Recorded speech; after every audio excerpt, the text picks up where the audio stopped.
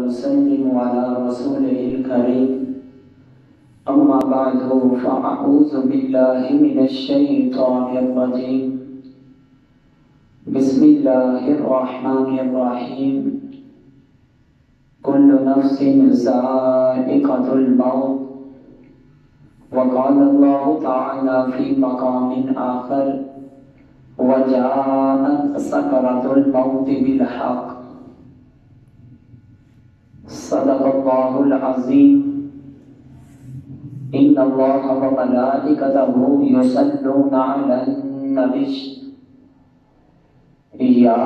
أيها الذين آمنوا صلوا عليه وسلموا تسليما الصلاة والسلام عليك سيدي يا رسول الله وعلى آلك وأصحابك سيدي يا حبيب الله الصلاة والسلام عليك سيدي يا نور الله وعلى آلك وأصحابك سيدي يا رحمة للعالمين دنیا ایک مسافر خانہ، کوئی آوے کوئی جاوے. دنیا ایک مسافر خانہ، کوئی آوے کوئی جاوے. کسے دکی ایتھے زور محمد، ایتھے پکے ڈیرے لائے. اللہ تعالیٰ کی حمد و ثنا کے بعد نبی کریم علیہ السلام کی بارگاہ میں درود و سلام کا نذرانہ پیش کرنے کے بعد سامعین محتشم، آج کی ہماری گفتگو کا عنوان انسان تین کام کر لے اللہ تعالیٰ اس بندے کو موت کی سختیوں سے محفوظ فرما کر اس بندے کو اللہ تعالیٰ جنت میں جگہ عطا فرمائے گا. اللہ تبارک و تعالی جل جلالہ نے قرآن مجید فرقان حمید میں متعدد جگہ پر ارشاد فرمایا کل نفس ذائقۃ الموت، ہر ذی روح نے موت کو چکھنا ہے. جو بھی روح والی چیز ہے اس نے موت کو چکھنا ہے. اور کوئی بھی ایسا انسان نہیں ہے کہ جو موت میں اختلاف کرتا ہو. ہر انسان کا کسی نہ کسی چیز کے بارے میں کچھ نہ کچھ تو اختلاف ہو سکتا ہے، چاہے وہ مسلمان ہے، چاہے وہ غیر مسلم ہے، چاہے وہ کیسا بھی آدمی ہے، لیکن موت کو ہر کوئی مانتا ہے. کیونکہ جو انسان کے لیے موت کا وقت مقرر کر دیا گیا ہے وَلَن يُؤَخِّرَ اللَّهُ نَفْسًا إِذَا جَاءَ أَجَلُهَا، اس سے نہ ایک لمحہ موت پہلے آ سکتی ہے، نہ ایک لمحہ موت بعد میں آ سکتی ہے. جو وقت اللہ تبارک و تعالی جل جلالہ نے انسان کے لیے اس کے پیدا ہونے سے پہلے وقت مقرر فرما دیا تھا، جیسے ہی وہ وقت پورا ہوگا اس بندے کو موت آ لے گی. سامعین محتشم، انسان اس موت سے کہیں بھی نہیں بھاگ سکتا ہے. چاہے وہ اپنا علاج کروانے کے لیے کسی دوسری جگہ پہ چلا جائے، اعلیٰ سے اعلیٰ ہاسپٹل میں چلا جائے، اچھے سے اچھے پروفیسر کے پاس چلا جائے،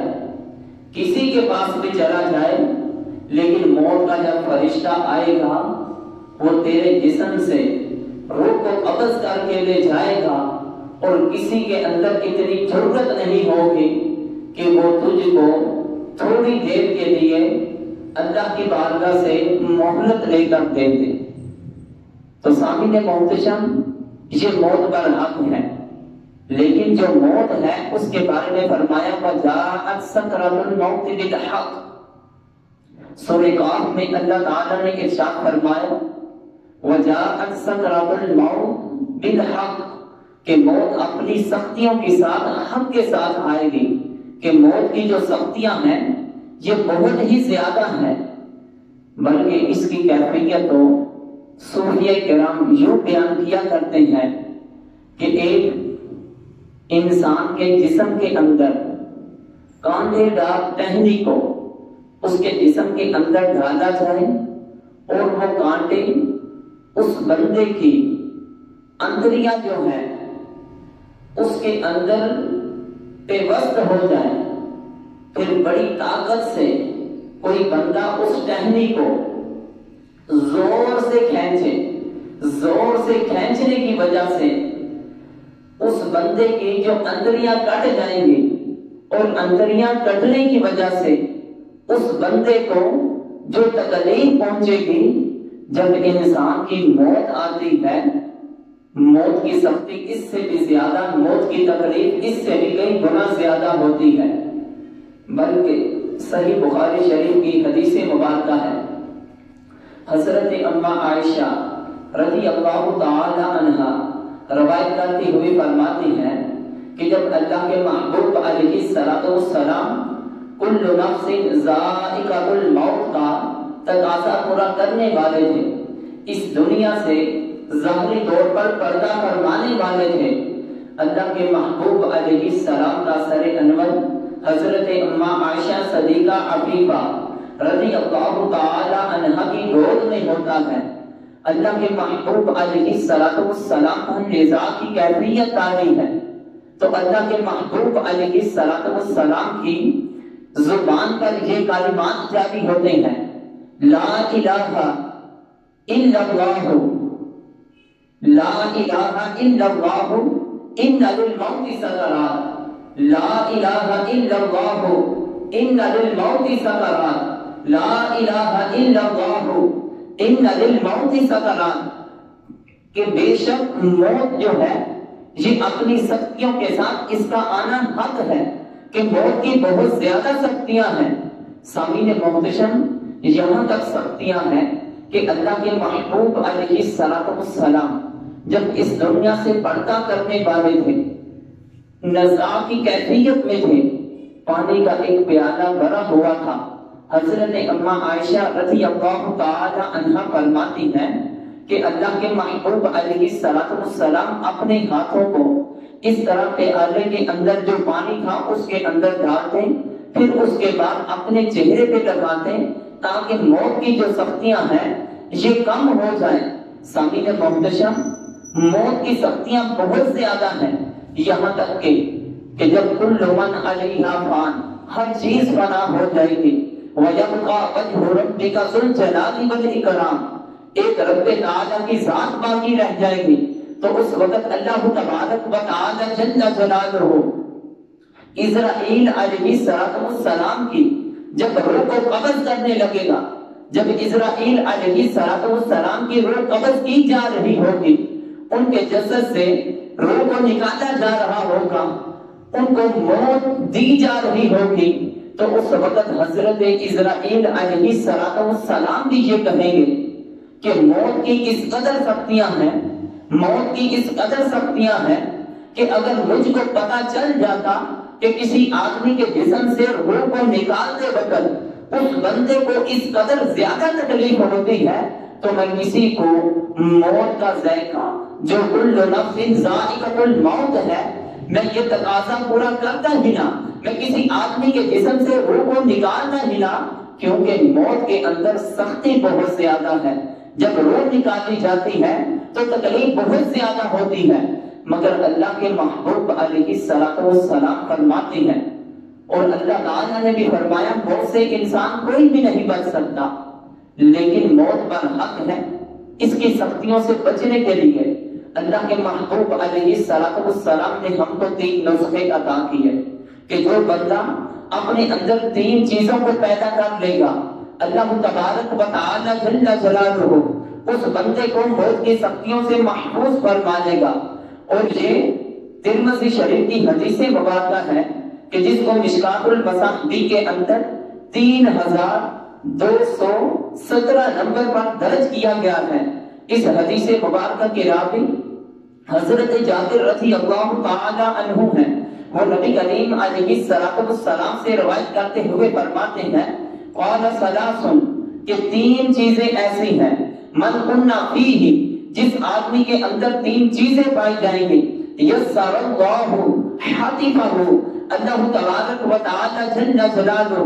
وہ بندہ کے جس کے اندر 3 چیزیں پائی جاتی ہیں اللہ تعالیٰ اس کو موت کی سختیوں سے محفوظ فرما دے گا۔ اس کی موت جو ہے وہ اللہ تعالیٰ اس پر آسان فرما دے گا۔ موت کی جو تکلیف ہے اللہ تعالیٰ اس بندے پر آسان فرما دے گا، کیونکہ اللہ کے محبوب علیہ السلام بھی کثرت سے رب تعالیٰ کی بارگاہ میں یہ دعا کیا کرتے تھے اللہم انی اعوذ بک من سکرات الموت، اللہم انی اعوذ بک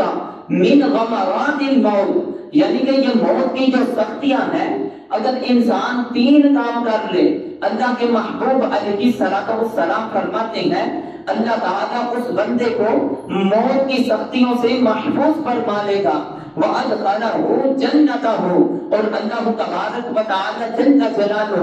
اس بندے کو جنت میں داخل فرمائے گا۔ آخر وہ 3 چیزیں ہیں تو ہیں کون سی ہیں؟ اللہ کے محبوب علیہ السلام فرماتے ہیں سب سے پہلے نمبر پر چیز یہ ہے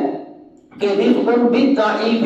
کہ انسان کمزوروں کے ساتھ نرمی والا معاملہ اختیار کرے۔ وہ انسان جسمانی طور پر کمزور ہو یا مالی طور پر کمزور ہو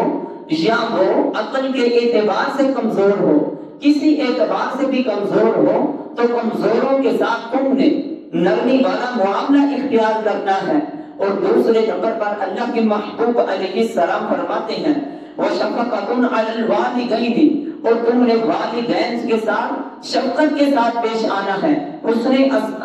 اخلاق کے ساتھ پیش آنا ہے، ان کے ساتھ اپنا اچھا برتاؤ رکھنا ہے، ان کے ساتھ بد اخلاقی نہیں کرنی ہے۔ اپنے والدین کے ساتھ جب بھی بات کرنی ہے اپنی نظروں کو جھکا کے کرنی ہے، سینہ تان کے بات نہیں کرنی ہے۔ تم نے اپنے والدین کے ساتھ احسان کرنا ہے، ان کے ساتھ حسن سلوک کے ساتھ شفقت کے ساتھ پیش آنا ہے۔ پھر تیسرے نمبر پر فرمایا وَإِحْسَانٌ إِلَى الْمُلُوكِ اور جو تمہارے مملوک ہیں، جو تمہارے غلام ہیں، ان کے ساتھ تم نے نیکی کرنی ہے، ان کے ساتھ تم نے حسن سلوک کے ساتھ پیش آنا ہے کہ جس طرح کے اللہ کے پیارے محبوب علیہ السلام کے بھی جو غلام تھے، غلاموں میں سے سب سے پیارے سارے ہی پیارے تھے، لیکن حضرت انس رضی اللہ تعالی عنہ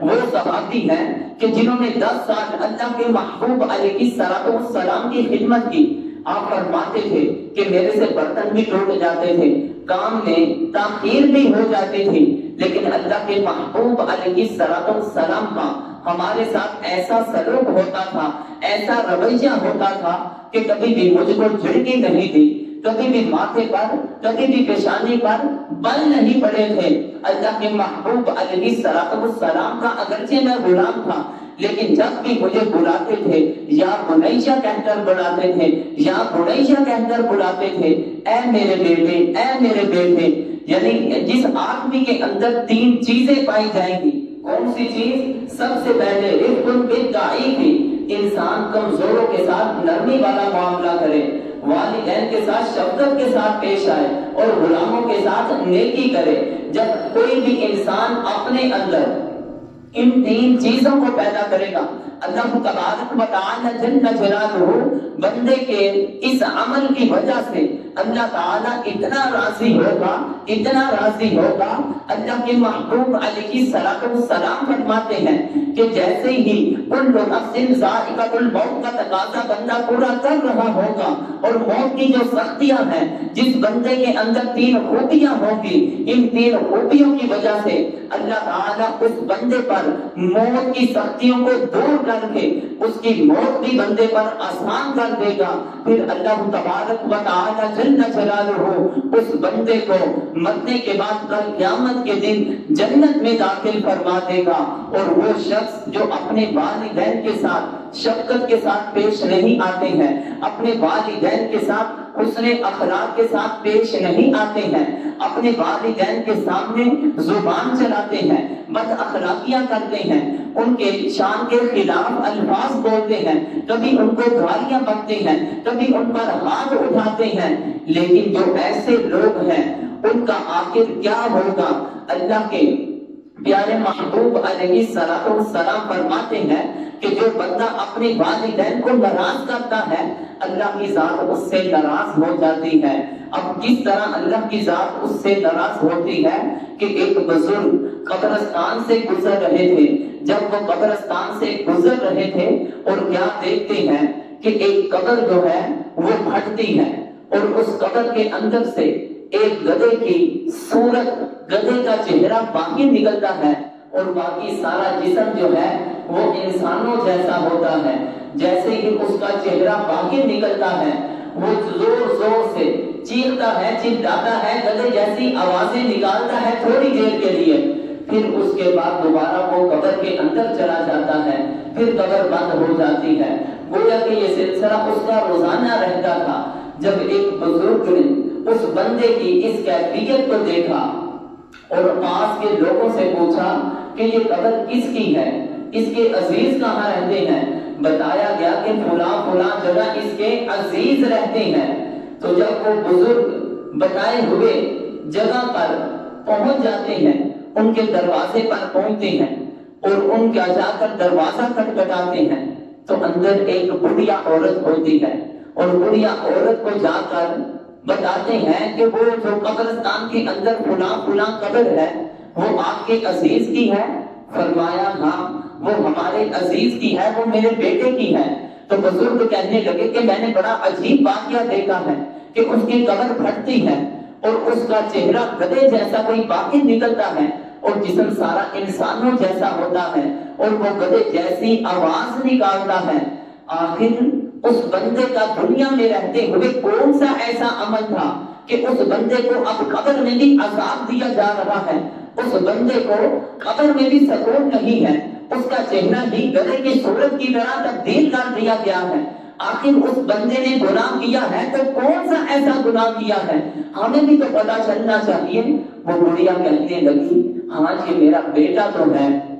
لیکن اس کی ایک کیفیت تھی کہ یہ شراب کا عادی ہو چکا تھا۔ میں ماں ہونے کے ناطے اس کو شراب سے منع کیا کرتی تھی اور اس کو کہتی تھی کہ شراب پینا یہ اس سے اللہ اور اس کے رسول کی ناراضگی ہوتی ہے۔ جب اللہ اور اس کا رسول تجھ سے ناراض ہو جائے گا تو تیری دنیا بھی تیری آخرت بھی تباہ و برباد ہو جائے گی۔ جب یہ میرا بیٹا اس طرح شراب پی کر آتا میں ماں ہونے کے ناطے اس کو منع کرتی تاکہ اس کی دنیا آخرت بہتر ہو جائے، لیکن جیسے ہی میں اس بچے کو بار بار کہتی تھی کہ بیٹا شراب پینا چھوڑ دے، لیکن میرا بیٹا جو تھا وہ آگے سے اونچی آواز سے چیخو چلا کر کہتا تھا کہ ماں گدھے کی طرح کیوں چیختی چلاتی رہتی ہے، ماں گدھے کی طرح کیوں چیختی چلاتی رہتی ہے۔ تو اس طرح میرا بیٹا مجھے کہتے ہوئے کہتا رہتا تھا یہاں تک کہ اس کو توبہ کی بھی توفیق نہ ہوئی۔ اسی کیفیت سے وہ اس دنیا سے چلا گیا، جس کی وجہ سے آج اس کو قبر کے اندر اس طرح عذاب دیا جا رہا ہے۔ تو بھائیوں، بزرگوں، جوانوں، صرف پیغام یہ ہے کہ تم نے اپنے والدین کے ساتھ حسن سلوک کے ساتھ پیش آنا ہے۔ وہ جب بھی بلائیں ان کی بات کے لیے سننے کے لیے حاضر ہونا ہے، کیونکہ جب تیرے والدین راضی ہو جائیں گے تو تجھ سے تمہارا رب بھی راضی ہو جائے گا۔ اللہ کی بارگاہ میں دعا ہے کہ وہ ہم سب کو جو ہم نے حدیث مبارکہ کے اندر چیزیں سنی اس پر عمل پیرا ہونے کی توفیق عطا فرمائے۔